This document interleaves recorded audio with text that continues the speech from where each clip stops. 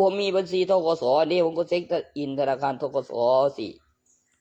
ส่วนเรื่องคลังนั่นมันมีราคาของราคาขั้นต่ำเงินเดือนค่าบำรุงรัฐบาลมีค่าบำรุงรัฐบาลมีคนมีเงินเดือนแล้วก็ประสบการณ์ปริญญาตรีตัวเงินเดือน20,000นั่นค่าบำรุงรัฐบาลมากกว่าครึ่งสินะส่วนเซ็งมีคนมาถามว่าใครเอาไปบ้างไม่ใช่แค่จะมาไซส์แล้วมีค่าบำรุงรัฐบาลมาฉีกให้หน่อยได้ไหมมีอยู่เท่าไหร่แต่ละคนนะบอกแบบซัดกระเด็นแบบไม่ไปก็ได้มันเกี่ยวกับผมหรือคนมายึดเซ็กว่ามีเงินหลายถือมาเองมีธนาคารต่างหากและมีสูตรนั้นมันไม่แปลกไม่ผิดเท่าไหร่หรอกกับวิธีไซส์ตรงกันกับใครมาช้าแล้วมาเร็วกับมีบัญชีแล้วก็ตัวที่โอนในโทรศัพท์นั่นผมต้องสร้างขึ้นมาให้เห็นเองก่อนรวมถึงการลงทะเบียนแล้วเป็นบัญชีแอปพลิเคชันเป็นแอปพลิเคชันสื่อสารและมีการแลกเปลี่ยนทั้งทองคำและเงินและมีหลักฐานและประกอบจากโค้ดแล้วอุปกรณ์การลงทะเบียนตอกบัตรเช็ควันที่เวลากิจกรรมรายสัปดาห์ผมต้องสร้างขึ้นมาเองให้เห็นก่อนแล้ววิธีใช้แล้วพิมพ์เอกสารเด้ผมไม่เชื่อเลยผมโอนเงินไม่เป็นก็พนักงานมันหมายความว่าไงเพิ่งเคยเห็นกูต้องไปทำเองดูก่อนมึงทำต่อไปนะตัวมีสิทธิ์เลือกตั้งใน ATM กับโอนในโทรศัพท์กำหนดอะไรก็มีเงินฝากเท่าไหร่ล่ะมันถึงจะเอาเข้าได้นะแม่แน่นอนใช่หรอกอย่าว่าแต่เงินแท้เลยเงินแจกไม่ได้บางอย่างกูก็บ่แจกละกำหนด10 ปีพ้นเป็นโจรนั่นแม่บ่คืนก็ได้กูบ่มีหนี้10 บาทคือได้ขายมีลงทะเบียนเอาถือว่าเป็นทุนบ่ได้ให้ติดหนี้ต่อจากนั้นนะบอกข้อมูลอย่างเต็มรัฐบาลเห็นด้วยไหมจากโรงพยาบาลว่าได้มาเท่าไหร่ตั้งแต่มีการยืมเรียนผมเมื่อมีหนี้10 บาทเข้าแบบเต็มมีการลงทะเบียนเลขบัตรยืมเรียนเห็นเป็นทุนแล้วก็เลิกเอาเงินสดมีเทอม1เทอม2แล้วเก็บสดสักคือผลโจรไม่ได้พูดแต่ผู้ใหญ่หรอกพูดถึงให้เด็กรู้แบบกลัวลืมให้ยืมพูดถึงคำอธิบายแล้วก็โรงงานก็ใหญ่แล้วบ่ใช่ตัวเลขเงินปลอมเด้ก็ทำอยู่บ่ได้ไปฆ่าเอาคืนได้ล่ะจะกูไปติดคุกบ้านนี่กูบ่มีให้ยืมเหรียญมีคนมีเงินแล้วตามของคืนนะบ่โอ้ตามของคืนอะไรก็เอาเข้าไปเสียกับผลิตเงินด้วยทำไปด้วยทำประจำผมบอกว่าไงสันเมื่อกี้แจกเงินไม่ได้นะแม่โอ้ยมันก็ให้ทุน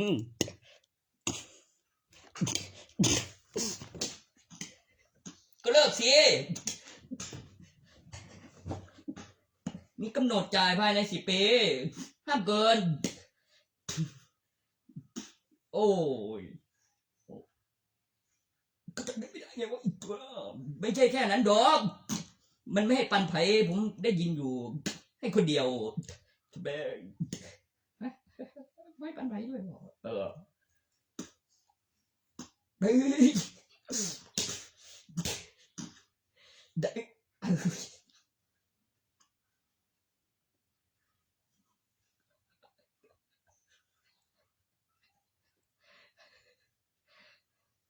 ใครไม่ได้ยินบ้างให้คนเดียวให้คนเดียว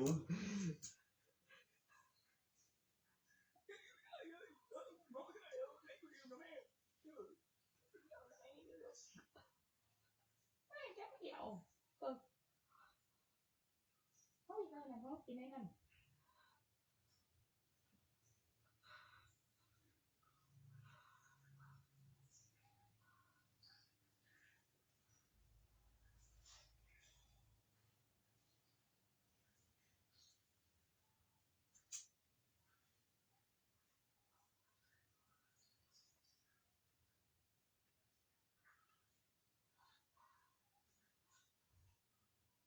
นับต่อเลยน้อง กล้องจรดิ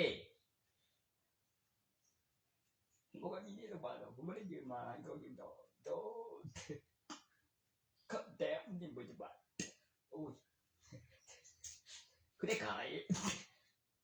คือได้ขายเลยบอกก็บอกไม่นี่เลย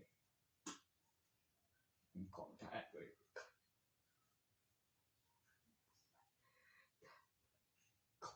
ตัว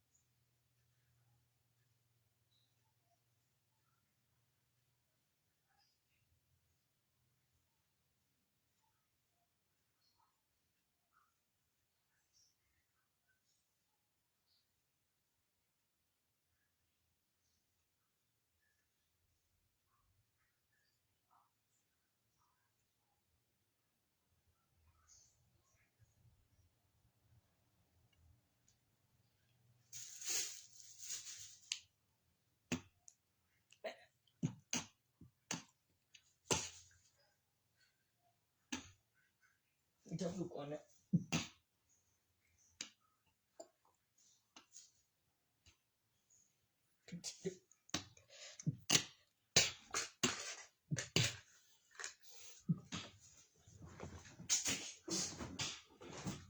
ว้ายกได้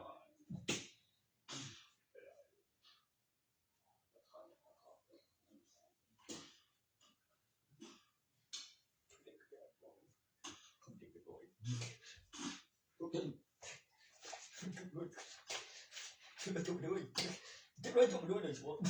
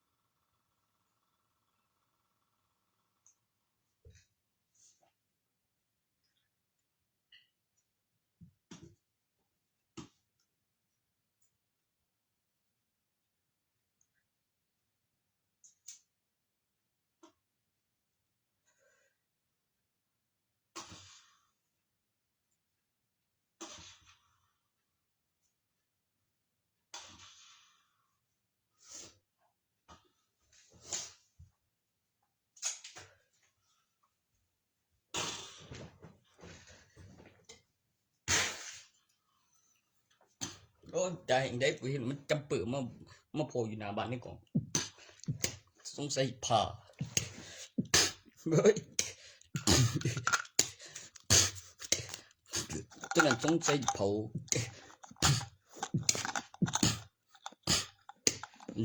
แล้วออกแจ้งจับตาคือสมัยหนาวหรือมือตาในห้องมีสุดบอกกับวัดก็ได้มีผ้าเหลือง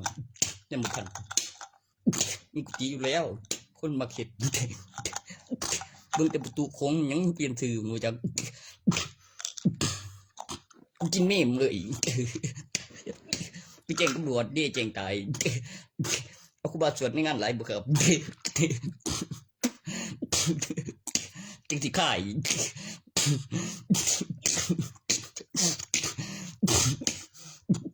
ไม่แจ้งตายไม่ใจจริงไม่เผาก็มีได้กันไม่แจ้งตายกับเจ้าที่ตำรวจใส่ช่องหลายๆไหมครับสิได้บุญหลายเด้ครับเจ้าเงินในซ่องสิได้ปัน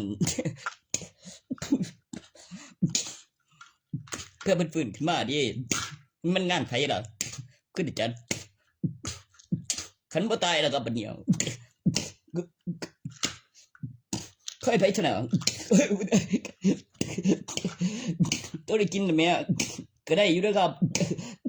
อิ่มเด้ได้จัดงานเด้ครับบ่ได้จัดเล่นเดือน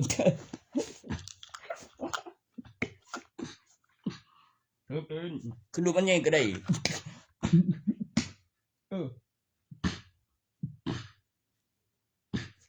คนยังบ่ตายคือออกเพื่อนก่อนลูกชายเพิ่นบ่นั่งเก้าให้ลูกไปมันเป็นตามระเบียบคือผมสังเกตแล้วก็เบิ่งออกอยู่ครับบ่ไอ้ก็เมื่อเขาไปตัวนั้นทำไมคือมีพยานผู้อยู่ต่อเฮ้ยอย่าเถียงไม่กูตัวคุณเนี่ยคุณพอคุณได้ผมว่าอะไรก็แบบ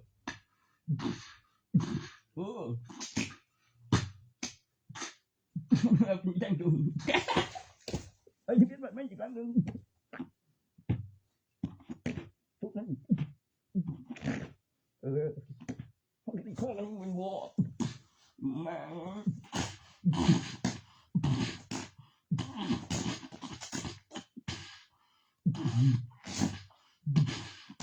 นี่มันสิจำได้เพิ่นหามาเด้แล้วพิสูจน์กับเครื่องหมายแล้วรูปถ่ายมาแล้ววางไว้ถึงบกเว้ยโตนี่เนี่ยอ้างอยากเป็นชื่อประตูโขงก็แพงอยู่แล้วอ้อมอุโบสถสมบัติวัดคันว่าเป็นอยู่ตรงกะสิอยู่มังหันละใครบับจุ่มเงินเป็นสิน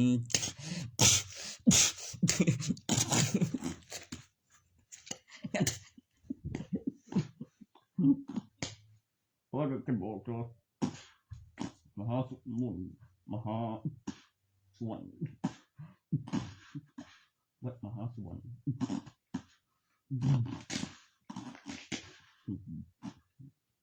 นักเวียงโบเมืองบนทุ่งขี้เมืองงั้น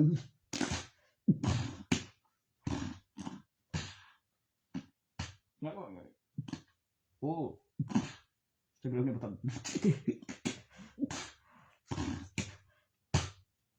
คงอีกดีมีใส่ท่าแล้วก็แนวเก็บตัวโกงคือแฟตมาเอาทัน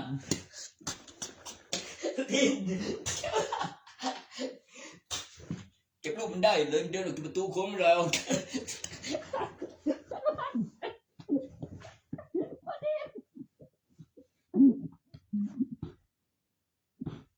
ว้าย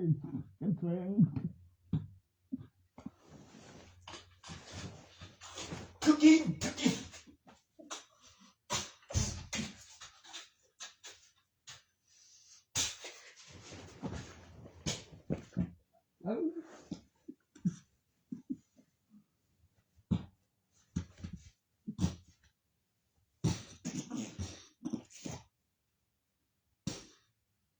โอ้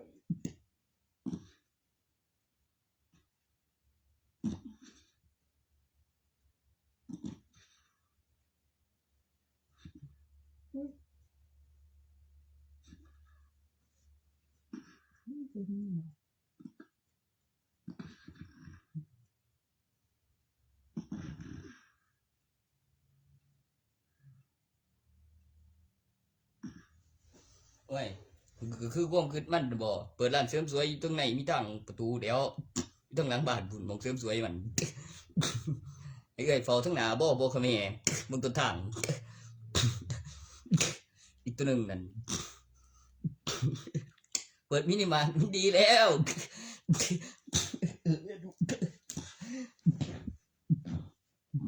ไม่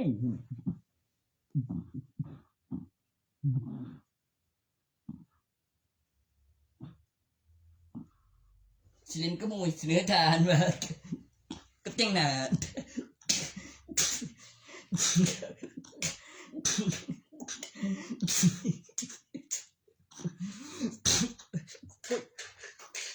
โอ้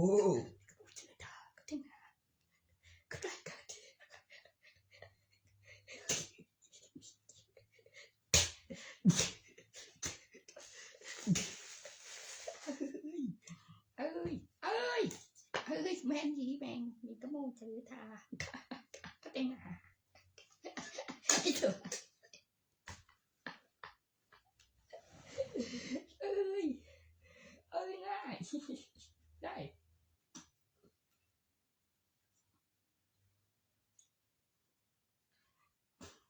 คอย cái mà mỗi là cái là anh mà bộ u có bom khứt bưng dù mà phật bưng là mới nhắn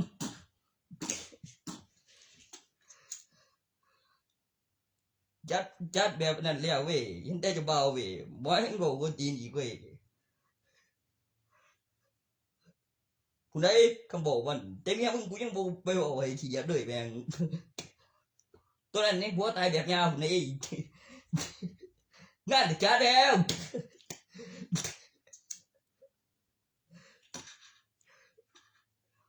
ผู้ตายมึงหันพระราชินีนั่นแม่มึงว่าย้อนยัง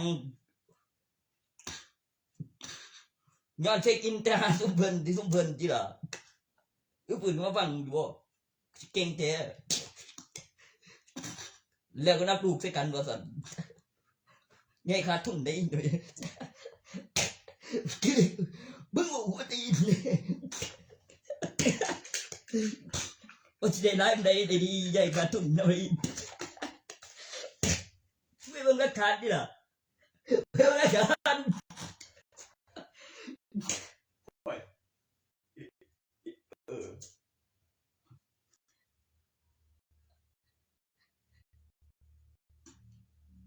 กูก็เปิดอุปแปดไปแล้วส่องผู้หญิงกับผู้ชาย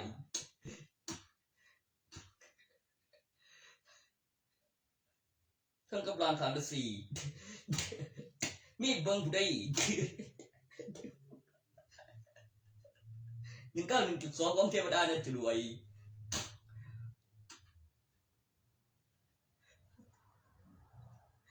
ไม่ได้โอ้ลูกแปดไม่เบิ้ง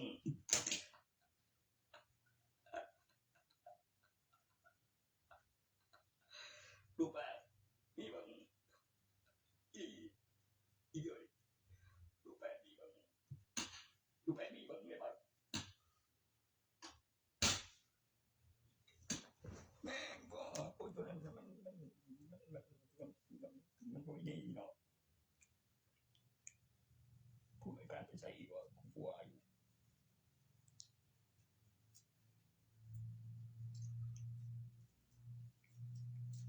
คำยุดเสร็จดีมันจะเป็นแนวใดก็ไอ้กนาลาบโดนเอลไม่ไปเอลก็นิดหน่อยนะไม่เท่ดีแล้วเนี่ยเกาขึ้นมาก่อนอาหารคือน้ำนาแม้มัดทำว่าไพ่เอาไปสันกับคำนวณบินแล้วระบบความปลอดภัยหอดหามอุปกรณ์เอาไปลองแล้วมีตัวเลขมีหนา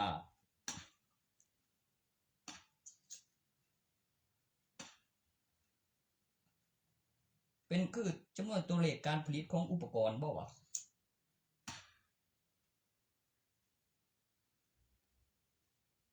ตัวนั้นมันต้องถือบินเอกสารเป็นหลักฐานวัตถุไปถอนเงินอยู่แล้วนี่พยานตัวมีหลักฐานวัตถุ แล้วก็มีหลักฐานเป็นบินสำรองในกล่องจรของธนาคารแล้วเอาเงินออกไปรายเป็นใดโอ้อี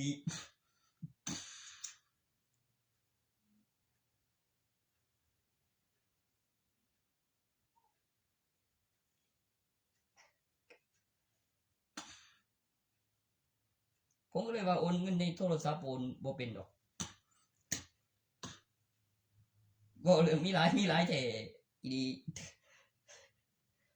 หมอบอมหนึ่งคือจะเอาเขาไปแล้วก็บินขอความว่าเอาเขาไปเอาไปยังก็เอาเขาไปละคือพระท่านออกเอกสารหายพิการสื่อหลังจากจบหมอสิไปทหารขึ้นออกอยู่ให้พิการไปทหาร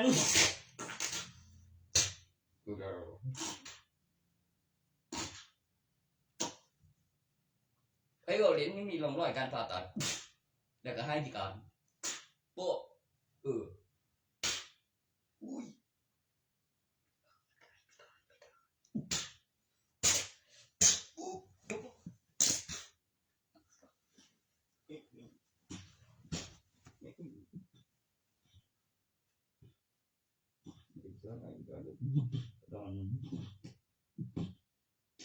โอ้บึ้งข้าเดี๋ยวมึงเดี๋ยวคุณจะต้องขังเลย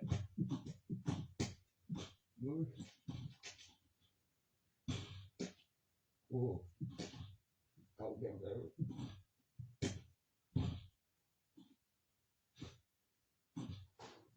เดี๋ยวหัวมึงจะถูกมึง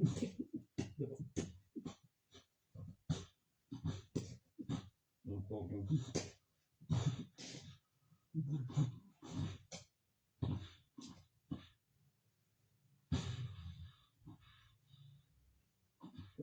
นกระบังกูมากเลยดูแบบรถจ่าไม่ขาดอะไรก็ยังไม่ถึงกูเลยป้าบางไหนเนี่ยใช่ถึงบ้านไม่จำ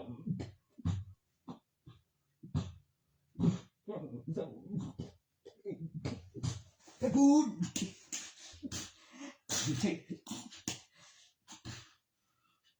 น่าเรื่องเองเลย คนงานดิอยู่ไกลสิบอกว่าเป็นผัวสาวเป็นเด็กเลย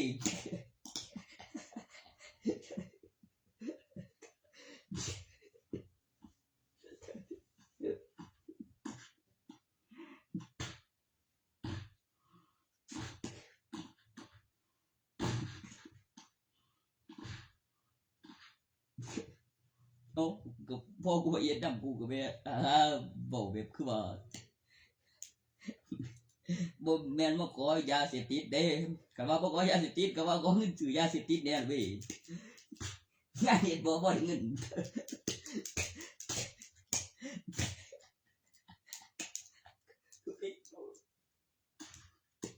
กูตั้งชื่ออะไรเองว่ากับชายลูกอันนั้นมันกาเสียได้ผู้เดียวกับรูปแบบอะไรเปลี่ยนไปเด้ก็มาตรฐานสมดุลสมบูรณ์แบบสะดวกต่อการใช้งานรวมถึงอุปกรณ์สวมใส่เองว่าเป็นอุปกรณ์ยานพาหนะกับนั่นแหละประโยคการเรียกรูปแบบอุปกรณ์เลยบอกคือเก่าดันเห็นบอกไว้เนี่ยท่านขนาดกองจรมีความมาตรฐานความมั่นคงและก็เป็นอุปกรณ์ที่มาตรฐานสมดุลสมบูรณ์แบบรวมถึงอุปกรณ์ชิ้นเดียวเป็นหัวข้อการสร้างแล้วราคาของค่าแรงขั้นต่ำแล้วค่าเปลี่ยนนับแบบเป็นชิ้นต่างกับจ้อมที่มีค่าบำรุงอุปกรณ์ค่าสร้าง เมื่อได้เปลี่ยนหนึ่งอุปกรณ์ ให้พอใจของงานสร้างงานซ่อมงานเปลี่ยนอะไรใหม่ใช้งานได้ดี มีบินสำรองเป็นบินในกล้องจรเป็นบินวิดีโอบัญชีธุรกิจกฎหมาย เบรทวนเบรไว้ กล้าแจ้งความกับตำรวจ มีกำหนดเวลา เมื่อมีหลักฐานมีพยานแน่นอน และเอกสารสำนวนโอ้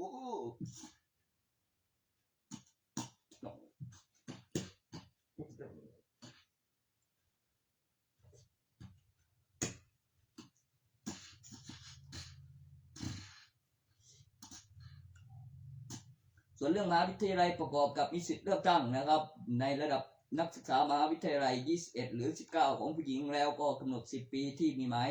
ตามจับหมายเรียกตัว มันมีสิทธิ์เลือกตั้งเข้ามาด้วยมี ATM ในระดับนักศึกษามหาวิทยาลัยยังไม่เกิน32ปีเป็นประชาชนทั่วไปนับ32ปีบริบูรณ์เป็นประชาชนทั่วไป31ปีจบปริญญาเอกด็อกเตอร์พอดีในกำหนด10ปีต่อจาก21เกณฑ์ทหาร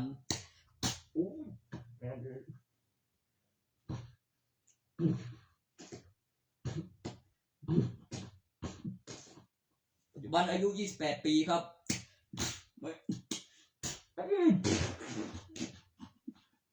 สุดถึงเฮ้ย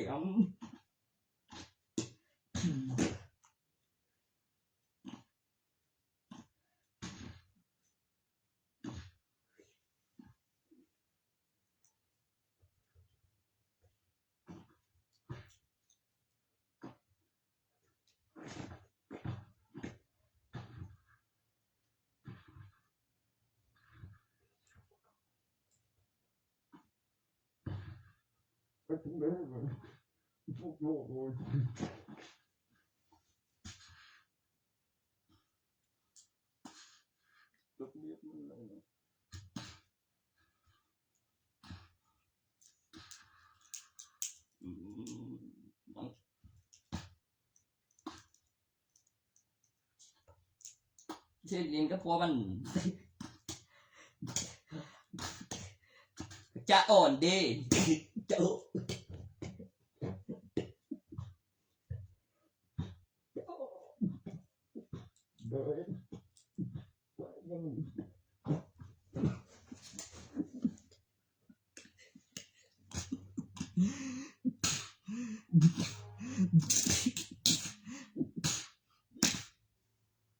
จะอ่อน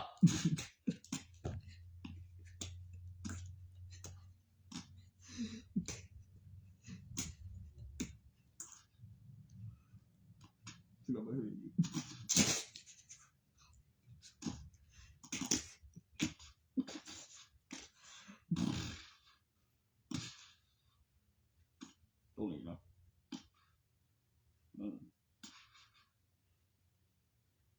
แม่ก็จะยาวแม่ก็จะยาว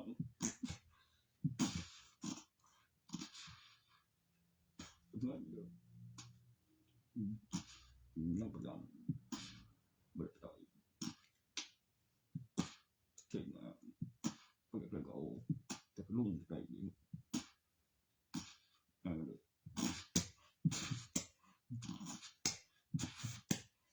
คำชื่อโตเดิมเสื้อกูใครเก่ง บ่ขายได้มีทุนเขายืมมาเพื่อมันกลับมาทำยืมสั่งยืมตัวเนี้ยมันจะไว้หนอได้เกิน10 ปีบอกมันไปบอกหาแทนเด้อก็จะได้จักบาทก็สิบอกพ่อก็บ่อยู่เดี๋ยวบาทเด้อเพื่อกูให้ผ่อนใจ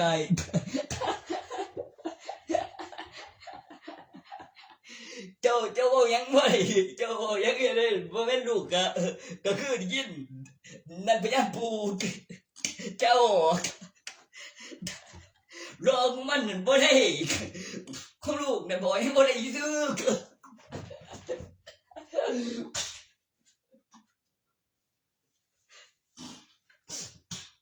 โอ้ เป็นพยานว่าพอดีขึ้นมาโหลด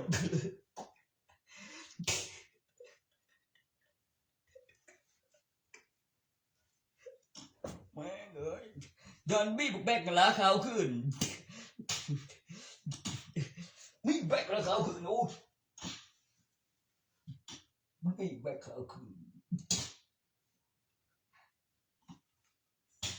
บี้แบกขาวขึ้นทำไมโอ้ขาวขึ้นไป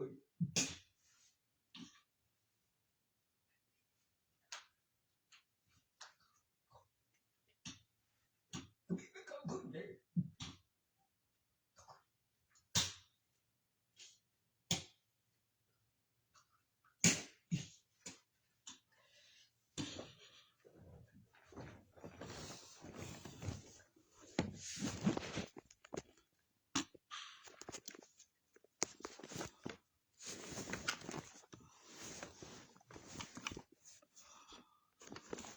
มีลูกบ้าน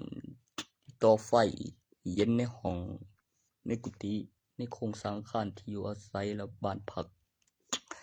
มีพระเครื่องมีไฟ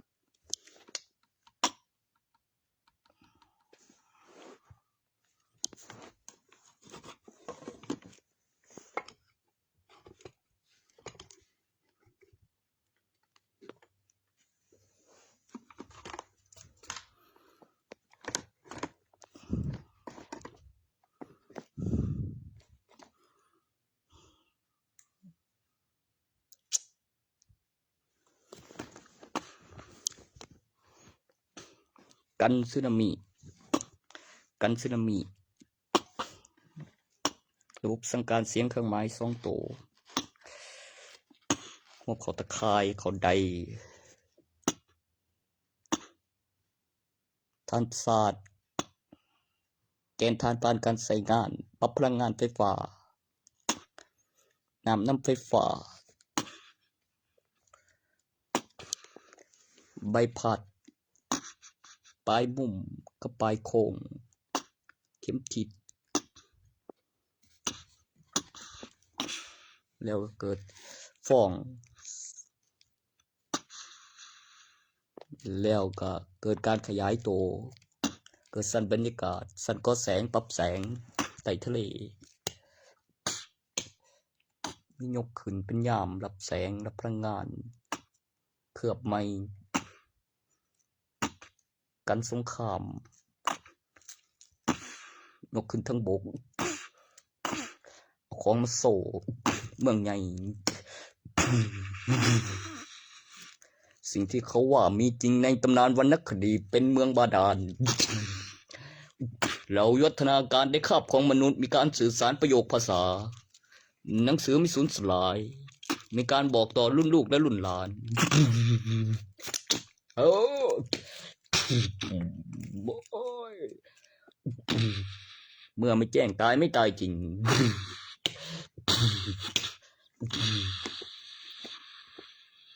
นี่ดิมึงโอ้เขาขึ้นโอ้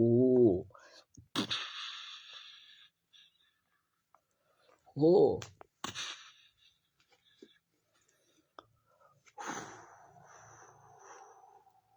มหาวิทยาลัยบนราชธานีมหาราชธานีเมืองอุบลก่อนจะขึ้นนำหน้าเป็นอุบลราชธานีณปัจจุบัน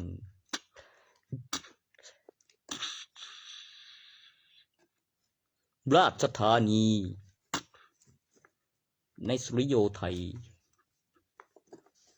พระศรีสุริโยไทย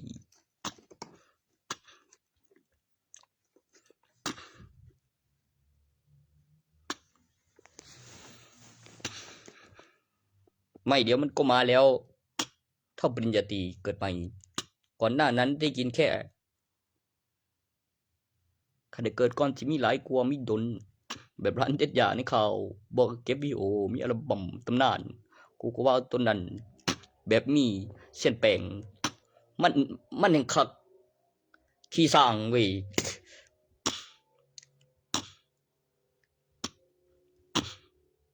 ให้มันตายก่อน อยู่ดอกเอาไว้ไป บักงานอีกเอาไว้ไปอยู่ดอกแล้วจังเกิดใหม่แล้วมีคำแนะนำกูบ่ได้ไปตกลงหยังกับมึงได้มึงไปบอกกับบักโชคเองบ่แม่นบ่ชื่อจริงว่าทัพเทพนะเพื่อนเรียกว่าเทพ มีรุ่นต่างจากหัวปีท้ายปีแต่หัวปีงสองเป็นบุตรคนที่สามเท่าปริญญาตรีพี่จบปริญญาตรีมากกว่า24 ปีทั้งสองข้อมูลพิสูจน์ขึ้นระบบไอเสือฝ่ายยังไม่ใส่สายยาต่างจากเสือเมฆในชื่อจริงว่าทับอยู่บนหัวทันบักทับเทพมึงวะกูว่าจะเป็นสื่อของเทพเอง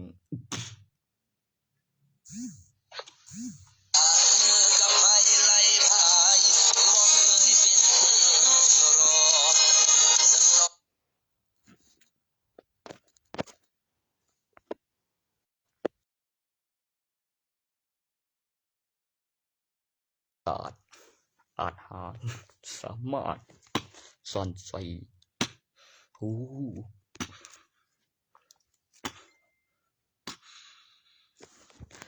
หัวข้อต้องเขียนไว้กับเนื้อร้องทำนองแล้วสิ่งที่ทำต้องสอนแอวเป็นบูบูลาคือไห้ห้องไห้คือได้หน่อยเดี๋ยวปากขาเฮ็ดเป็นเลยอยู่ดอกยังกอดเจ้ากูตีบูห้องไหนแอวคือได้หน่อยไม่ถ้าเจ้ากูตีที่พอก็จะเป็นมีเพื่อนบอกไม่ได้โดนไปหาโดนความมึงต้องพูดกันเลยทั้งหมดเลย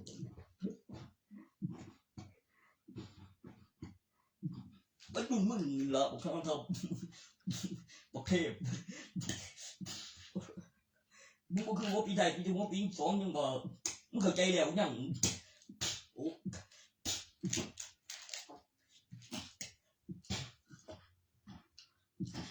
ตามเท่าไหร่มาได้รับมาวิทยาลัยปริญญาตรี มากกว่า24ตึงเครสกำหนดอายุ ถึงวัยอันควรที่ทำได้แล้วมีพยานแล้วมีหลักฐาน แล้วมีเอกสารคำแนะนำคำอธิบาย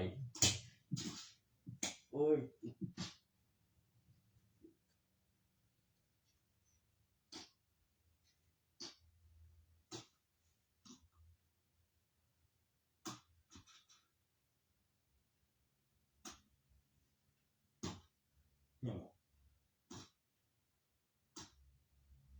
เพราะส่งมัน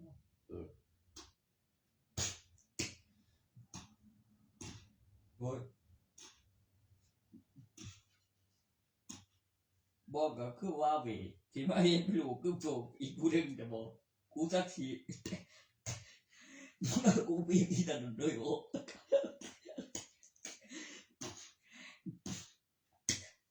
เข้าใจยังมันเข้าใจมันได้ตัวให้บ่ได้กูก็ให้บ่ได้ขับมันของอาไปจะบอกกูเห็นเมื่อกี้เอาเป็นตัวอย่างเบื้องเลยบ่เสื้อทีแล้วมีแผนการแล้วมันคืออุ้ยโอ้ยแล้วออกยังกันบ่แล้วพิมพ์เอกสารแล้วเลยโอ้ยยังไง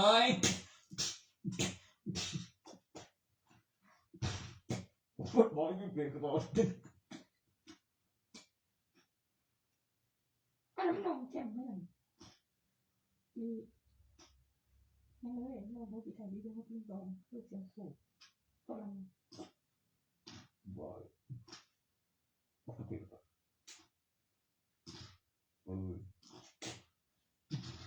Oj. Jag vet inte vad det var. Det är så farligt.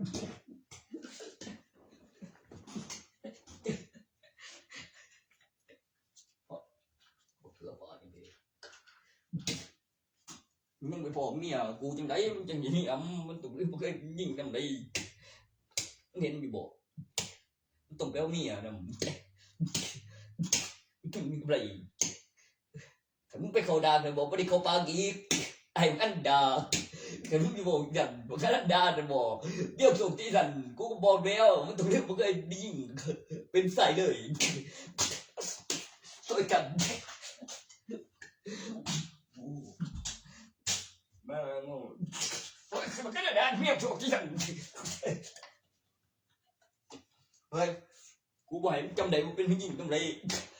ไม่เป็นเคยไฟเขาดาวกูที่เขาปากจำได้ไปยังตัวนั้นนะมันบ่ง่ายไปไหนด้วยเว้ยกูไม่ได้หามึงมีเพศสัมพันธ์เด้บอก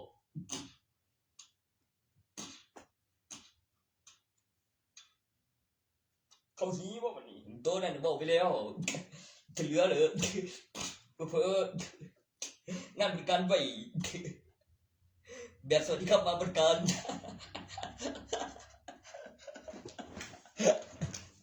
อีน้องกูต้องไปออกกฎหมายกับตังราคากำนับนำ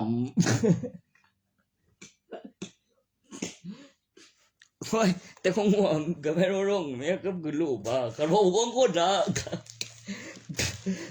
ตัวมันขึ้นรูปนะแม่กับวงการแล้วมีห้องแล้วเฮ็ดเสียงนิ่มเสียงดุดัน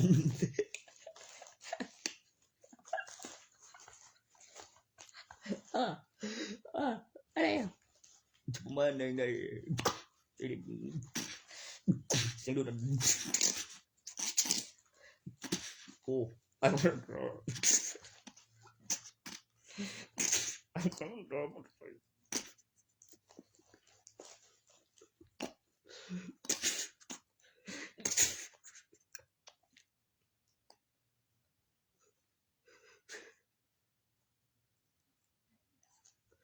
เดี๋ยวไอ้บ้านดังว่ะ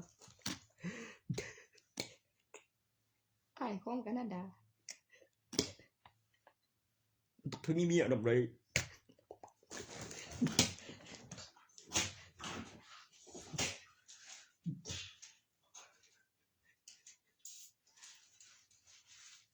คุณเจ้าเป็นขบวนการด้วย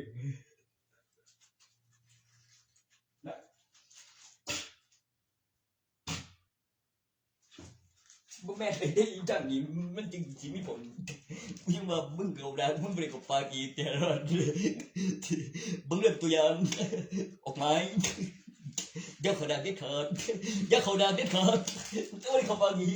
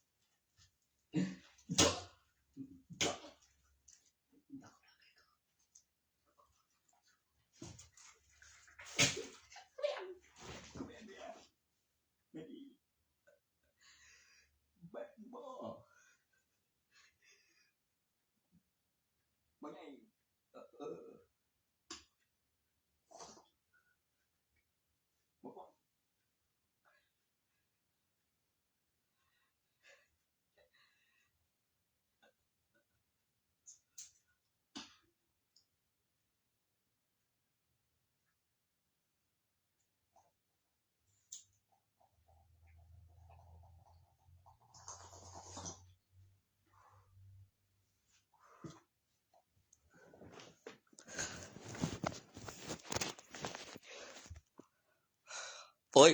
ใครสากนั้นมาแล้วบ่ทันยังบ่จิบอ่างทอนอ่างทอนเจิงทอนล่างมีไว้ขายก กลายมาแล้วอีหลานร่วมเบื่อนว่าวิตาเดี๋ยวปั่นให้ใหม่เลยไปเป็นไอ้บักอนันดาซะออกมาให้เห็นกูก็ท้วงแล้วแค่นี่ที่สุดนี่แกมันมีชุมชน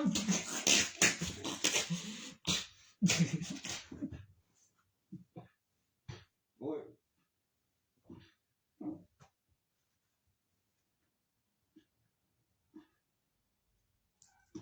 คิดว่าบังกับกูโกดักบ่ รักได้ก็มาดีที่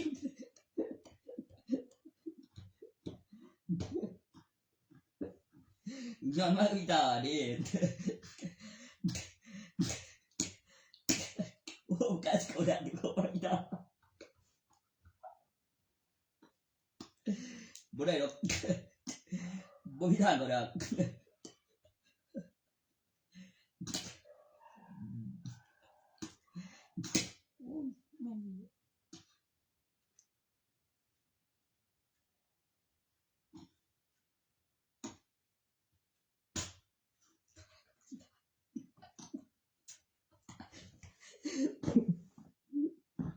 มัน ปั้น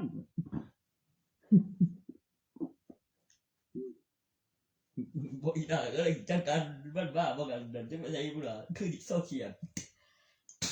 อธิบายไปแล้ว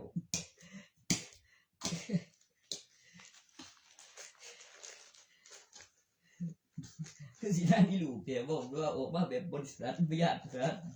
เป็นพ่อเมดก็ตัวเด็กเท่ากูอีกแล้วก่อนจะไปว่าพอใจด้วยมึงก็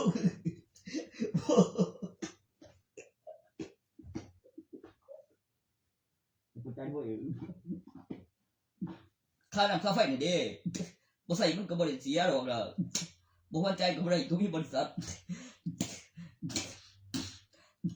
มีค่าน้ำค่าไฟมีค่าบำรุงอุปกรณ์แล้วมีอุปกรณ์ทั้งในแล้วมีราคาของแล้วอุปกรณ์ทั้งในแล้วเพิ่มขึ้นทีละปีกับอยากได้อีหยังแล้วไว้มีกำหนดการใช้งานแล้วเปลี่ยนใหม่แล้วตัวนั้นเฮ็ดไปนำแล้วจ่ายเงินเดือนมีเงินสดแล้วมีค่าบำรุงรัฐบาลค่าบำรุงโครงสร้างอาคารกำหนดเปลี่ยนอุปกรณ์การใช้งานในบริษัทตั้งราคามีเป็นสี่มึงว่ากูเป็นคนงานก็ได้อะตอนนั้นมึงใหญ่มีทางเขาทางออกกองจรเป็นบินสำรองเป็นบินในกองจร เราโคตรโม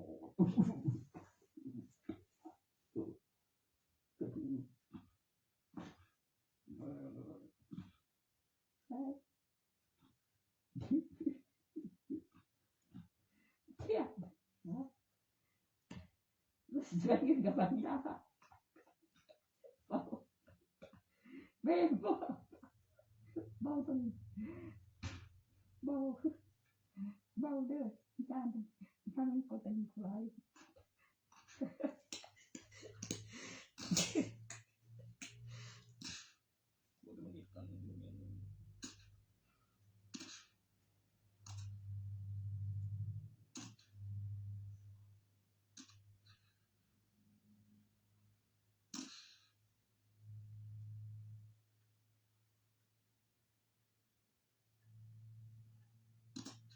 เบาไง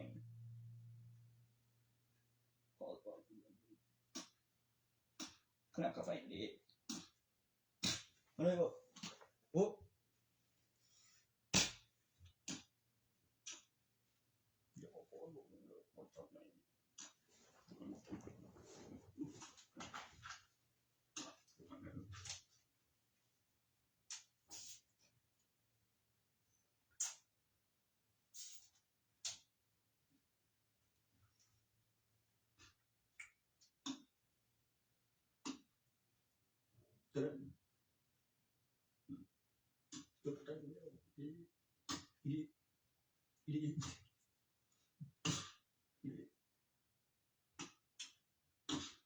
อั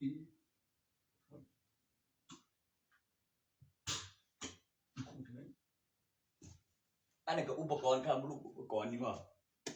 ตัวนั้นก็ต้องนับแบบบินปีคือราคาเท่าไหร่เดี๋ยวครู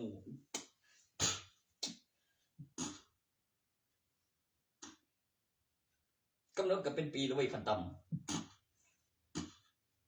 ส่วนวิคาส่งก็เปลี่ยนใหม่ก็ผู้ใดเหตุปกติแล้วมีกำหนดเวลาใช้งานจึงสิเปลี่ยนจึงทันสมัยก็ไม่ได้รีโว้ได้หรอตัวมาเองแบบเป็นบริษัทย้อนขึ้นสิงที่เหรียญบอกว่ารูปโครงสร้างบริษัทแล้วก็มีค่าเบาไปป้ายการจดจำการพัฒนาแล้วก็มีหลักฐาน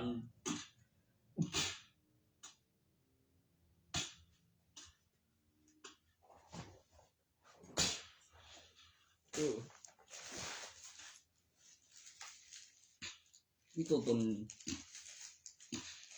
แล้วก็จำได้แล้วก็คือว่า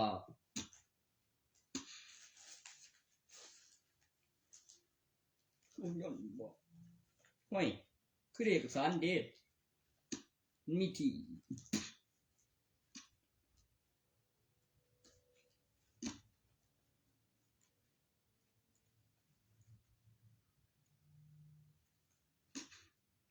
ก็เรื่องของเพิ่นอีกแล้วบอกกูว่ามันเห็นร้านเนื้อบ่นั่นร้านนวดกับร้านเนื้อ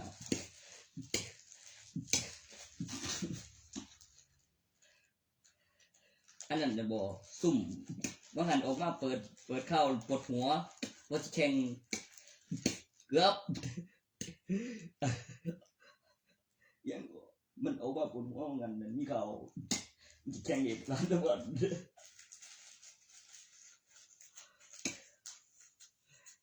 เอาไอ้พอมึงเด้เป็นพยานว่าปวดหัวอีหลีหรือบ่เล่นหรือไผเหตุโอ้ยแม่งปวดหัวอีหลีดู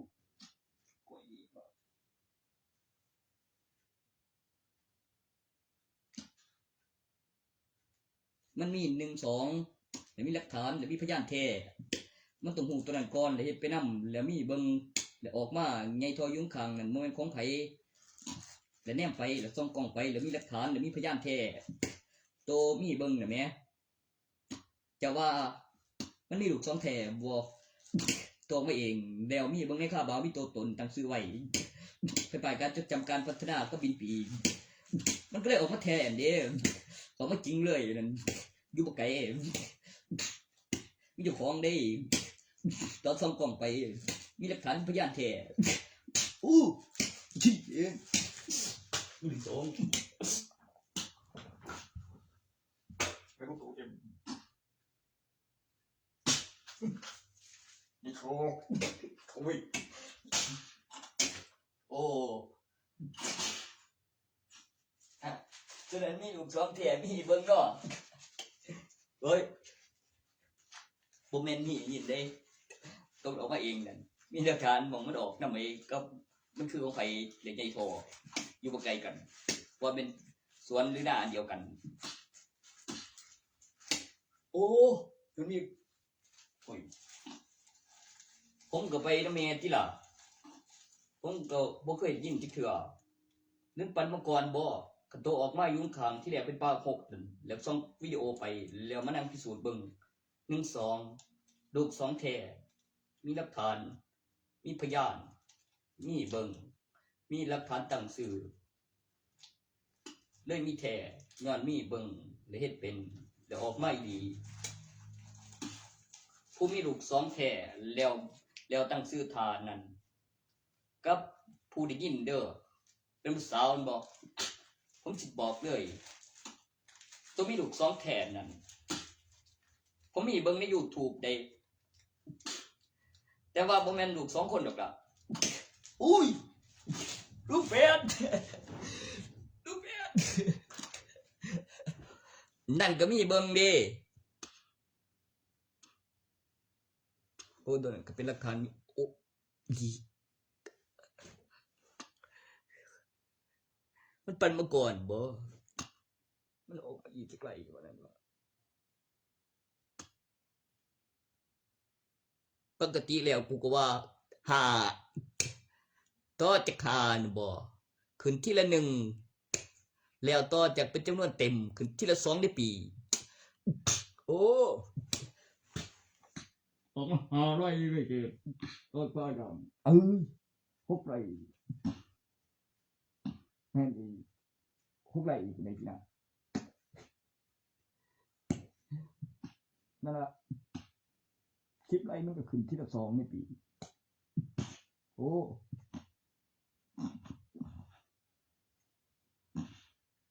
ไม่ได้หนึ่ง บ่เอ้ยบอกก็แม่กูยังบุญล่ะ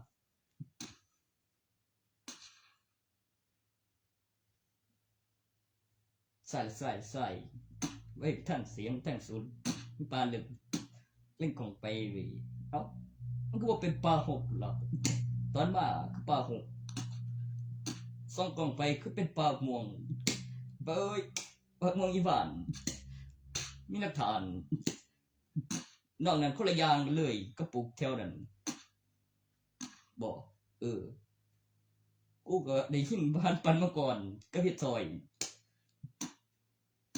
กูก็สิได้หาหมองว่างเคียงล่ะกูเลยได้กล้องไปออกมาอีกขาอยู่บ่ไกลทั้งข้างอยู่ทั้งนั้นป่าอย่าง เป็นป่าบวงหิผ่านในกล่องในกล่องวิดีโอก้อนอาหารปลาหกพริบตาเว้ยนี่หลักฐาน แล้วกูก็นั่งเรื่องเบิ่งแล้วก็พืดเบิ่งย่าอยู่แถวนี้มันว่าลูกสองแถบ่กูน่ะมีเบิ่งอยู่ดอกหรือหูบ่หูกูดอก เดี๋ยวฝุยหรือมันบ่หูบ่จะคือ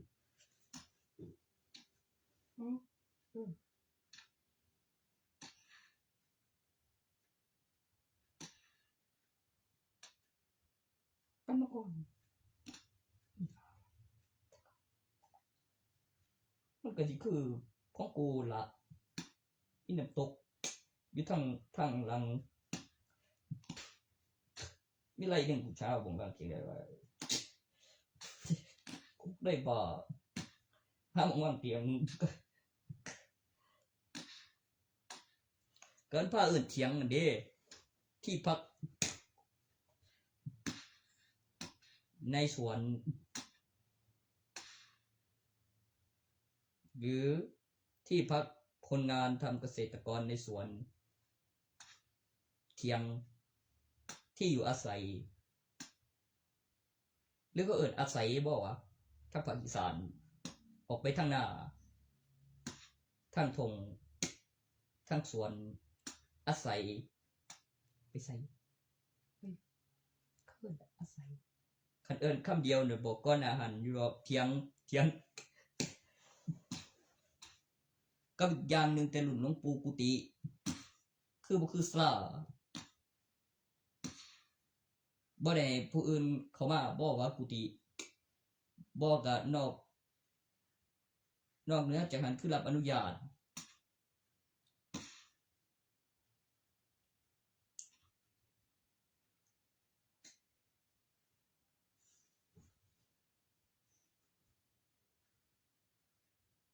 สลาหินผู้หินแต่งเจ้าเคยคิดบอกว่า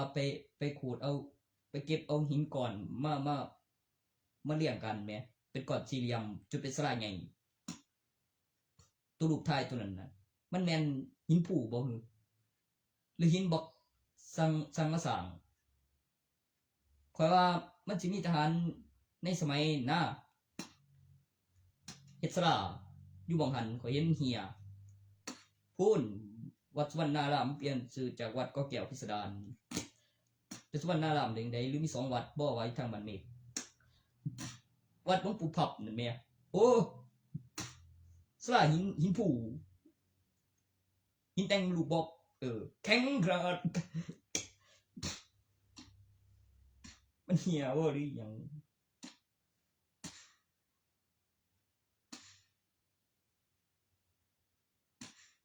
มันก็เป็นมงข่อยไป10 ปีเด้มองขึ้นกายไปแล้วกับมาขึ้นเบิ่งแล้ว แล้วก็อธิบายแล้วเป่าแล้วตั้งราคาแล้วเงินซื้อมาแล้วมีรูปคนแล้วก็เฮ็ดไปนำแล้วก็คนสัมผัสปลุกเสกแล้วเป่าใกล้ศาสตร์นั้น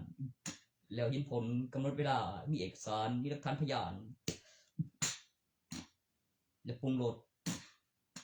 มีราคาของราคาน้ำมันราคาข้าวกล่องแล้วตั้งราคาแล้วสมกับดามแล้วเกิดจากธรรมศาสตร์แล้วเป็นยาบดกำลังสารพิษเนี่ยเด้คอยระยันเล่าบ่ฮู้โตอยู่คือข่อยบ่ได้ว่าหยังข่อยงึกหน้าแล้วอายุทั้งข้างแม่มันไปต่างประเทศคือฝรั่งเศสกลับมาหยังไกลน่ะแม่ข่อยงึกหน้าแบบคือน่ะแม่แต่ข่อยบ่เว้าออกมาเด้ประกาศหลวงปู่สักสงสัยใช่คุยบอกแก้วบอกขึ้นกลางใกล้พื้น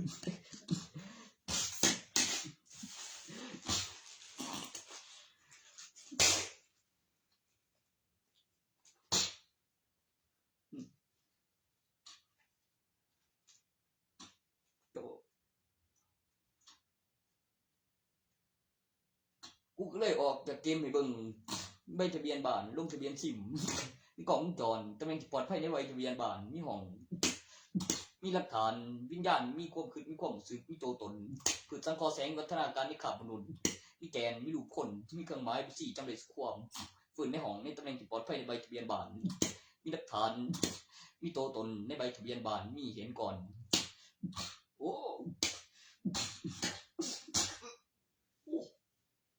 กูเลยออกเกมเบิ่งหรืออีหยังสนะตัวเขาก็บอกตัวเจ้าเว้านั่นแหมข่อยก็เลยโซ่ออกให้เบิ่งก่อนโอ้ก็เป็นผู้เก่าบ่ได้คันถือประหารมีสื่อมีหมายเฮ็ดจำได้มีความผิดมีได้คืนมีคนทั้งในกับคนทั้งนอกกับคนถือประหารกับได้คืนแล้วมีโทษแล้วเป็นผู้เก่าบ่ได้มีสื่อนักโทษถือประหารกำหนดเวลามีของโอ้แล้วก็มีโจรมีกำหนดตามของคืนตะครั้งแล้วก็มีธุรกิจถูกกฎหมายแล้วก็ไปตามระเบียบเรียบร้อยแล้วก็เรียบร้อยจะมาด้วยแบบเจ้าเข้าใจบ่ล่ะข่อยอยากได้อีหยังข่อยต้องได้บ่ท่าแต่ยิ่งท่าดนบ่อิสาอย่าอิสาข่อยยามใดอยากได้ด้วยถึงอิสาก็บ่ให้อิสาอยากได้ด้วยแต่อยากได้ก่อนแต่บ่ได้อิสาเจ้าเข้าใจไหมหลวงปู่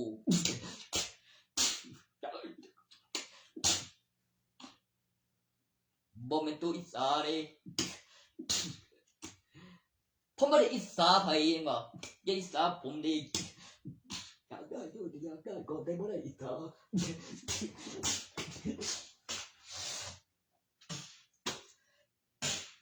โอ้ช่วยแล้วกู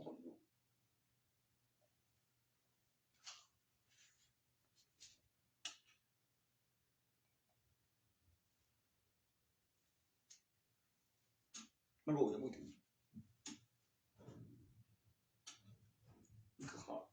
เอา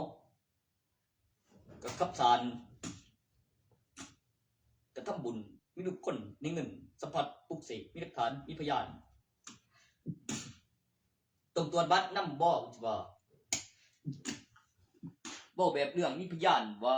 กับสลาอันนั้นแล้วใช่ไหมแม่มันต้องมีกล้องวงจรเป็นบินสำรองเด้เป็นบินวิดีโอว่าเอาไปตอนใดบ่แม่นว่าท่วงเอาใช่ไหมมึงได้เลยไปบ่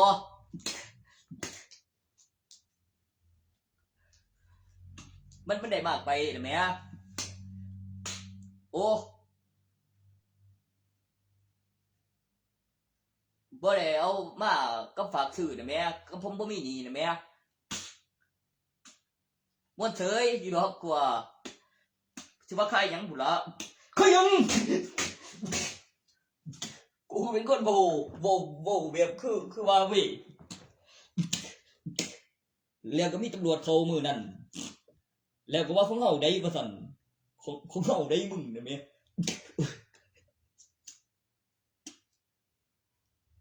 โกงเงินนี่ไปซื้อยามาใหม่แม่ที่บอกแล้วก็ว่าของเฮาได้แล้วบ่ฮู้เรื่องบ่ให้เส้นบ่สั่นโอ้ยแค่เป็นอยู่คงเจ็บเนี่ย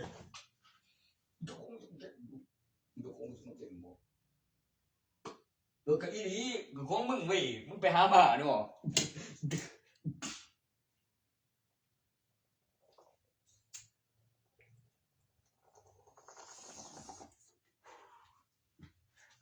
มึงไปซื้อเองเว้ยกูได้ไปนำนะบอกกูก็บอกกี่เด้เอาแบบ3ชุดใหญ่น้ำใบ140มีไม่ต่ำกว่า200 เม็ดใน1ถุงมีไม่ต่ำกว่า40 ถุงใน1ล็อต100,000,000ล้านหนึ่งได้15 ล็อต3 ล้านได้50 ล็อตแบบ3ชุดใหญ่กำไรตองคือได้ขายวันละ100,000,000มีกำไรในนั้นเม็ดละ40 10 เม็ด400กองร้อย2,000มาเม็ดละ10นับแบบเป็นล็อต100,000,000เอ้ยมีราคาของราคาข้าวกล่องราคาน้ำมันตกสวนปรุงรส1 เม็ดยัง1 เม็ดบนเม็ดที่3มีกำไร1 เม็ด4 เม็ดมีเงินและของกำหนดจ่ายได้ของใหม่มีการพัฒนานี่บ่มีหลักฐานมีออกบินเอากำไรตอนนี้เนี่ยบอกทำบริษัทผลิตยาเสพติดดักกับกำไรผมคนเดียวอยู่100 ล็อตเป็นเงิน6 ล้านบาทเป็นทั้งเงินขายหมดเป็นทั้งยา100 ล็อตมีหลักฐานกล้าแจ้งความกับตำรวจ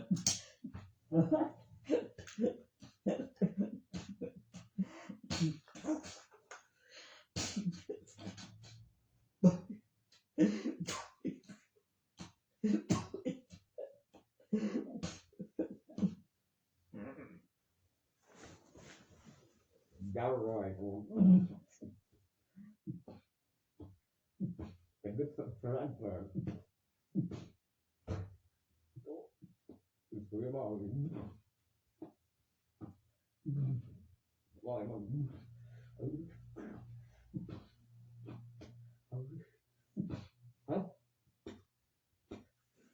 50,200ออกเสร็จเป็น100ได้50กองร้อย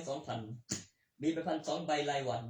มีกำไรใน50มีเงินและของเงินถอนมีไป1,200 ใบเบิร์ดมีกำไรดัน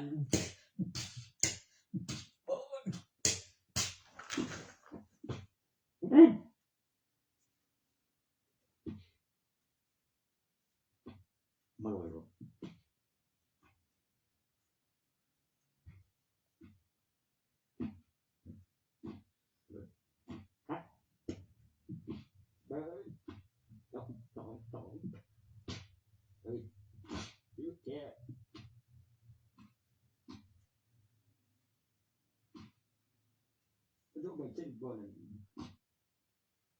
ได้บ่เกินผู้ละถุงกำหนดจ่าย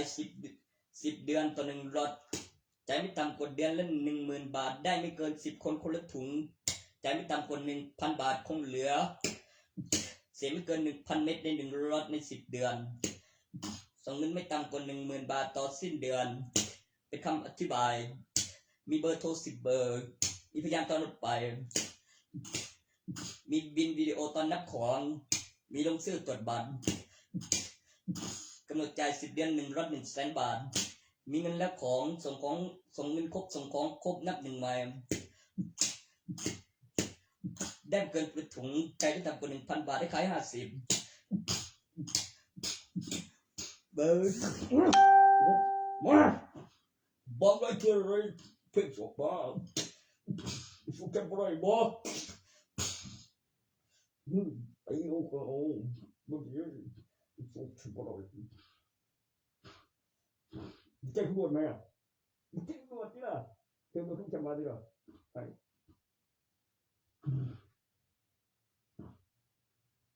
บ่ได้เลยจะบ่ได้ยังไปเลย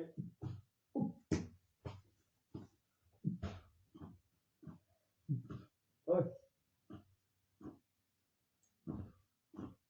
tôi bị luật đéo sẽ lên cơn phân biệt mày như con chuồn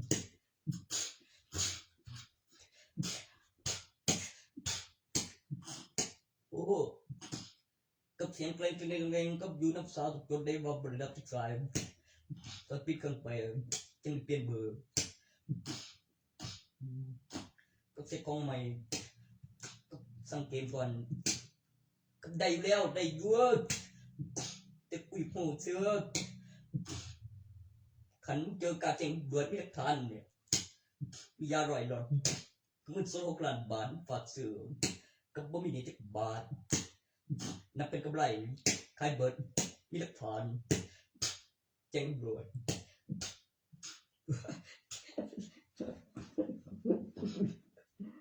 ใบเรื่องน้ำได้มาหอดใส่เฮ้ยเขาสอบผลิตน้ำได้ดันเขาก็ว่าจะเย็นจังให้มันก็ได้เสียบสมืออยู่แล้ว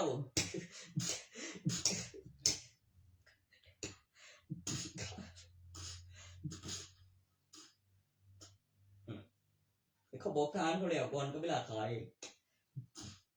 ก็แอบขายนี่เราสื่อก็ย่ำเวลาเจ้าที่งานนี่เราสื่อแล้วมันเป็น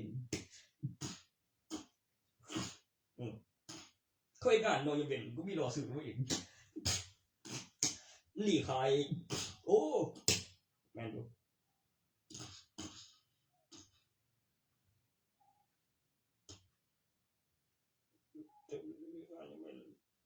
รอสื่อหลีขายเจ็บได้ก่อนหลีขายสิ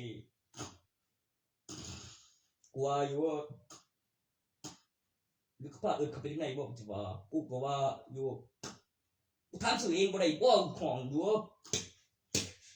เพิ่งเลยต่างหากมาไก่บ่ไปที่แจงนำดีใส่ลงไปกับจอมโตมันแล้วก็คือมีฟ้างุ่มกับแบบออเดอร์แล้วแต่ละแฟนใหญ่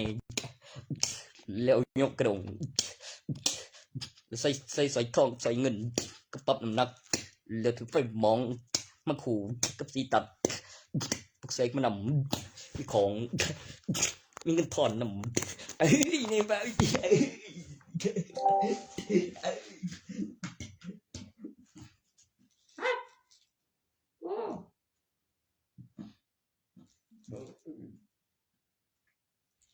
มาเดินมา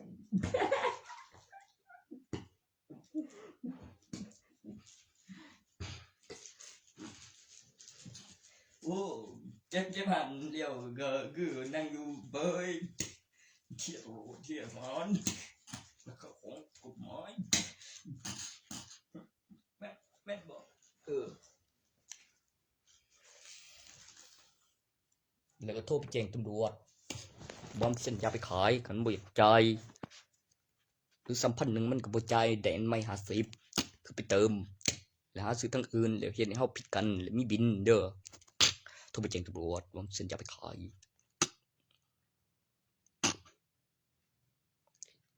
แล้วไปหาไม่นั่นแหละเอาทานไปลืมโทรไปแจ้งตำรวจเส้นยาไปขายขันบ่อยากจ่าย1,000ได้อีก50ใส่เส้นติดเท่าไหร่มีซื้อตรวจบัตร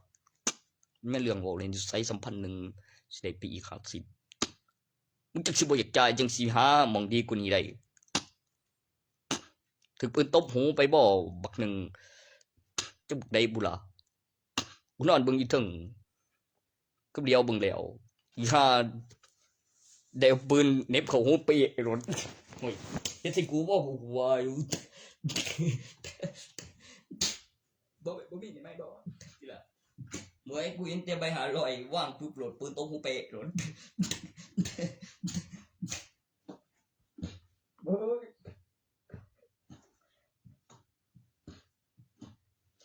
กูก็เลยไปตามให้จังได้มาอีกเลย500บอกใจมาอีก500ได้50บ้างหายังกายเสยบ้างหายังกายเสยนี่ขามถือกระบอกนี่ครับ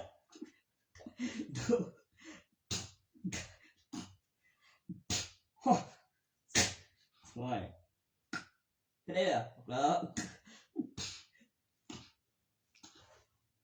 แม่ไม่ได้หรอกก็เปิดไฟเสียงซื้อเลยเนาะครับเปิดตัวของมุหินหัว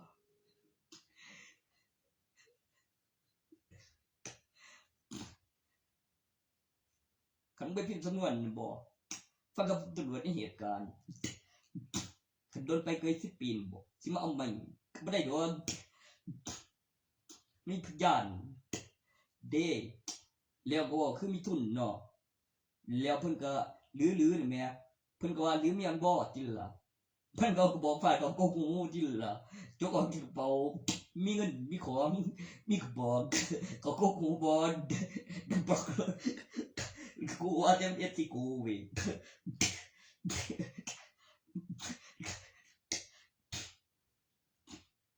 บอกแบบนี้ตรงนี้ก็บอกแบบไม่เข้าใจนะท่านที่ข่าวอยู่บอกท่านโอ้คือแสดงว่าอีกคือสิยาไล่ปานนั้นบอกกับครูแจ้งตำรวจกูบอกเพิ่นอยู่ฟังกับตำรวจเช่นอย่าไปขาย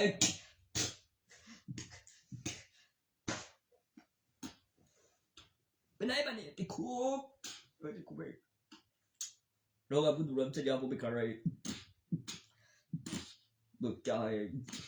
ด้วยตัวแม่งก็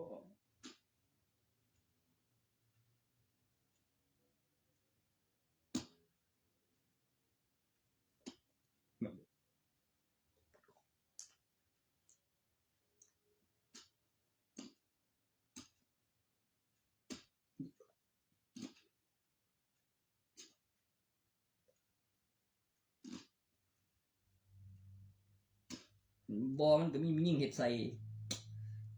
เบื่อกันกับอีหาปืนฝันโกงแล้วใบ500ปิวแล้วว่างหาย่างไกลเฉยกันตัวบ่มีเงินในกระเป๋าพอ500จังสิได้อีก50นะบ่เด้อบ่แม่นว่าบ่ให้ขาด10 บาทเด้มันต้องมีล่ะบ่แม่นว่าบ่มีสิได้ใหม่บ่มียาหลายปานนั้นโอ้บ่ก็จะเกินไปแล้วบ่เรื่องมีค่าจังขายแล้วฮักหนีว่าซั่นเดี๋ยวสิเอาใหม่ฟังมึงแล้วนี่โอ้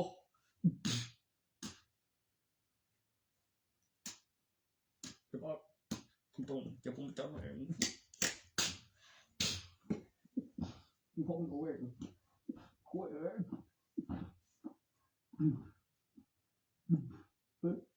เห็นกูน่าอยู่ใจเราเตะถูกที่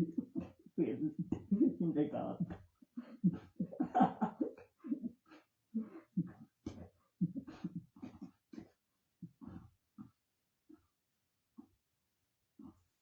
ดิสบลองเป็นบินวิดีโออีกแล้วค่ะ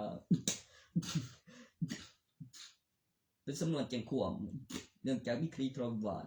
คันบอกเขี้ยเงินกับต้นเสียมันจะไปใส่สู่เหลืองในเรื่องมันเป็นนี้โดยการจัดการตำรวจฟังหายังไกลมึงตัวมีพยานนั่นเหลือเจ็บอยู่ดอกปัสสาวะล้นก็มีเด้คันบอกถึงหัวกับกุมมือเด้จะมีพยานมีหลักฐานในมือถือวัตถุแล้วเป็นบาหรือเป็นบาหรือมีพยานหรือมีหลักฐานแล้วปาดลงเบิ่งเลยนั่งตักจับมือถือมีทางพยานไม่เจ็บใจโอ้ยมันบ่คักดอกเฮ็ดได้เฮ็ดบ่เศร้าเทื่อจนตายอีกทีล่ะมีแผลเป็น ในคืนเดียวกัน เป็นอุบัติเหตุอีกต่างหากคนท่าตายคนบริท่าบ่ตายแต่มีแต่จะไปต่อเวกูมีแผลขันฝืนนะบ่คือสิบ่ได้แผลคือสิบ่เกิดอุบัติเหตุในชุดแรกว้ายบอมบางใหญ่บอมจะบ่วิจังแบบคือไปเดียวบ่อุบัติเหตุถือปืนกระสุนแตกสเปโตรมีผู้หนึ่งตายมีผู้ชนะผู้แพ้มีรางวัลผู้ชนะมีรางวัลผู้แพ้ไม่ตายมีผลข้างเคียงมียอมกับบุญยอมกับความรุนแรงกับตัวนั้นเป็นอุบัติเหตุได้เฮ้ยเรื่องข่าวมันกับผู้ยูนแม่เสียไปตายน้ำเลยกับผู้ใดเนาะอันมันมีทางเลือกนะโอ้ยมันมีหลายรอบอยู่ด้วยต้นนั้นมันมีใหม่มีพยานมีหลักฐานแล้วมีก้อนหนาแล้วมีพยานแล้วมีหลักฐานแล้วมีพยานแล้วเวลาในกองจรตรงกันมีการตายทอดสดแล้วคนยังบุตรตายหายใจยันด้วยหลังมีการจัดงานพยานแล้วมีคนฝืนย้อนมีใบทะเบียนบ้านใบหนึ่งแบบกายบิกยาคือเบาแล้วเคยมีพยานคำว่าเรื่องตายมีเจดีมีการจัดงานเขาจึงสิผ่านการพิสูจน์ว่าบ่มีหนีมีสินมีกระดูกมีเจดีมีพยานในงานมีการจัดงานศพเขาเสกนี้นำได้คือบำใหม่เกิดใหม่ลูกเลี้ยงไงกาย24ตามไปด้วยพยานไปทางทงกูเกือบเฮ็ดแบบสั่นแล้วจะพัมได้เลยเดินเก็บตู้ของมาแล้วอยู่ดอกคือตัวนั้นว่าคือชีวิตของดีไลฟ์ปานนั้นว่าเจ้าสังเกตเบิ่งจีโน่ละบ่ฮะพี่นายสังเกตดูจีโน่หรือยังอันนั้นจะไม่รู้โตมันใดเนื่องจากมันเยอะเพิ่มไม่มากไปบางทีก็คิดว่ามันเอาของมาอยู่ผมก็เลยเรียกให้มันตัวที่มันชอบเพื่อมันเอาของอยู่ผมเลยไปหาหมอมาแล้วจริงได้พี่นายใช่แล้วจะบอกไอ้จิโน่ลูกดับผมก็จะไม่มากไปเอาของมาอยู่บางทีว่ะ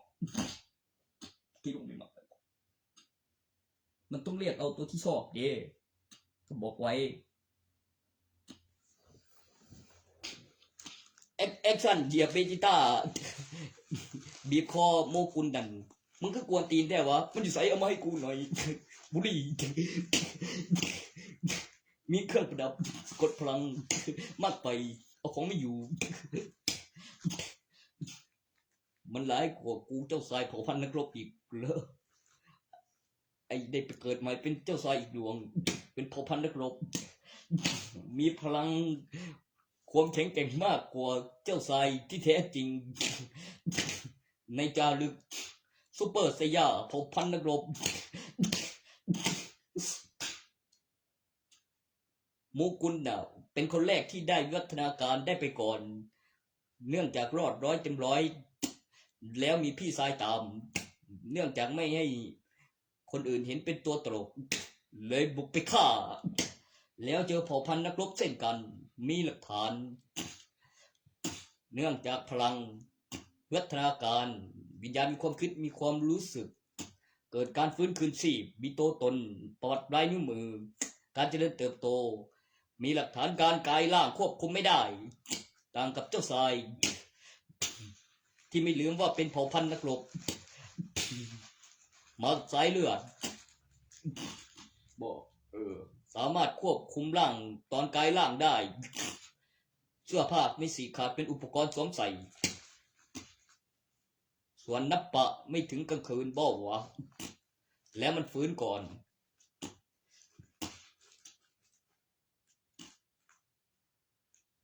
ไม่มันก็ว่าขอต่ออีกหน่อยลีลากวนตีน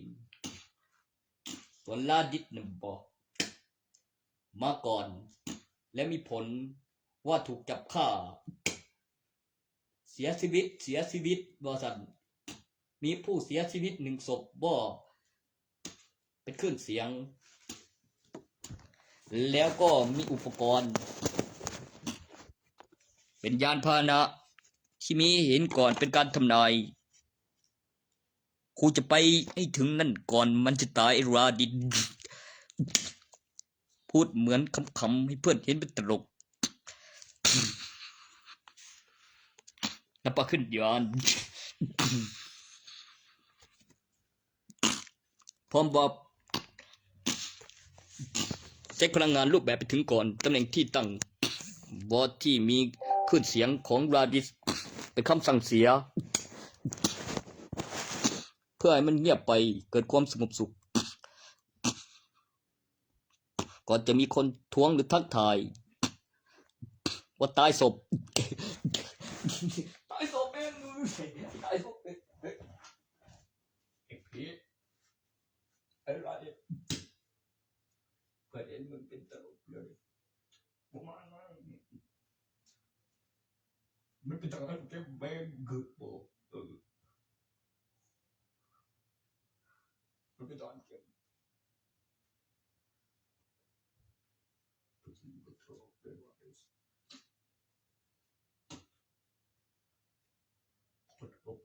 ดวงจันทร์มาแบบทีละคนทีละวงทั้งดวงยังวิวัฒนาการไม่ถึงจะย้ายดวงแบบว่ามาตายศพเป็นคำสั่งเสียมีผลมีเสียงเนื่องจากนี้ดูแล้วจะโกหกไปทำไมต่อจากนั้นเนี่ยนะกูจะไปถึงก่อนลาดิสตายซึ่งเราก็มาถึงแล้วเราถึงแล้ว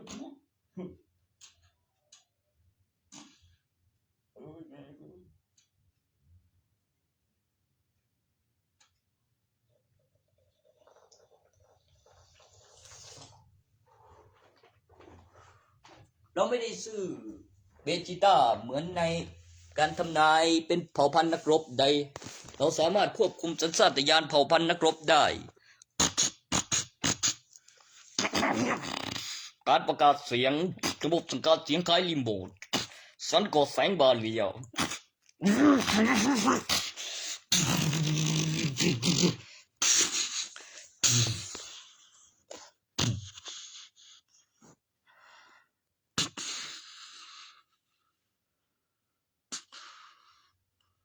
ข้อมูลขึ้นเสียงประโยคภาษาประโยคปลุกเสกคำอธิบายเพิ่มเติมความสมดุลกลางอากาศประกาศเสียงสื่อสารแรงกระพือปีกแรงต้านประโยคไปกับพลังงานไฟฟ้าอากาศแรงต้านของปีกภายใต้สันบรรยากาศคำอธิบายของ Perfect เมื่อมีการแจ้งหายหรือฟีนิกซ์ในตำนานที่มีเรื่องเล่าเป็นเทพนิยายในการกระพือปีกหรือกินสัตว์และแจ้งหาแล้วมีประวัติมีหลักฐานกล้องจรกระพือปีกทีเดียวมันจะพลิกขึ้นอยู่เหนือดินสถานการณ์ปกติไม่มีอะไรหายไม่มีอะไรเสียในท้องย่อยต่อเป็นการโซเพอร์เฟกในขบวนท่ากระพือปีกก่อนจะบินเพราะมีบัญชีมีอันมีหลักฐานแจ้งหาได้ปั่นไฟกระพือปีกควบคุมแล้วก็ต้านอากาศในการกระพือปีกต่างจากประกาศเสียงและมีสุนัขแค่เห่าและมีข้อมูลคำอธิบายตัวนกนะมีปีกคือต้านอากาศประโยคไปกับพลังงานไฟฟ้าข้อมูลมีบัญชีมีอันมีหลักฐานก่อนหน้าการแจ้งความ perfect เฮ้ย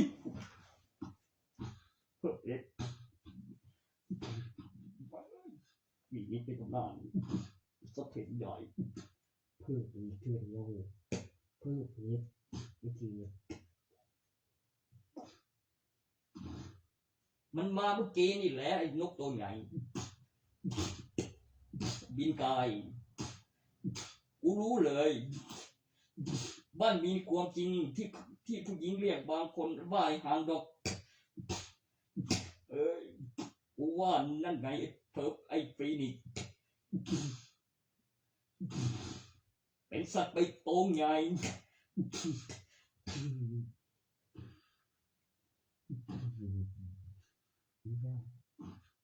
ออกลูกเป็นตัวก็มีออกลูกเป็นไข่เพื่อรอเป็นสายพันธุ์ที่ต้านพิษพิษไม่สามารถทำอะไรได้ นอกเหนือจากตุ๊กแกหรือจิโกแล้วอยู่ในสีแล้วลวดลายของสุนัข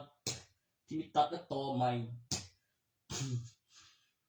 สายพันธุ์มาสายเลือดก่อนจะเป็นกระดูกตัดต่อใหม่ ที่มีเห็นก่อน วัฒนาการ เป็นลวดลายของสุนัขลายขนการสังเกตสายพันธุ์ป้องกันเวลาโบยออกลูกเป็นตัวต่อจากตัดต่อใหม่มีสายเลือดป้องกันเวลาเป็นสุนัขดูจากลายขนด็อกเบ็กสเตอร์ อุ้ยมัน โอ้โหแบ็กสตาร์ แบ็กสตาร์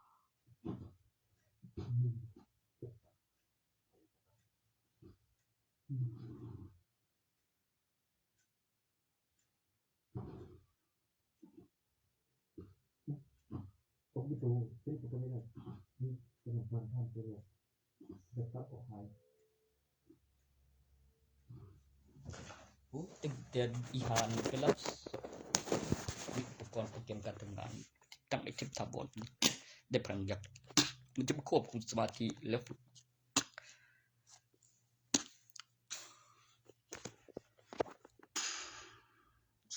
3 ทุ่มแล้วอีกแปลวแนวกินดอกติดตามชมตอนต่อไปดีเยี่ยม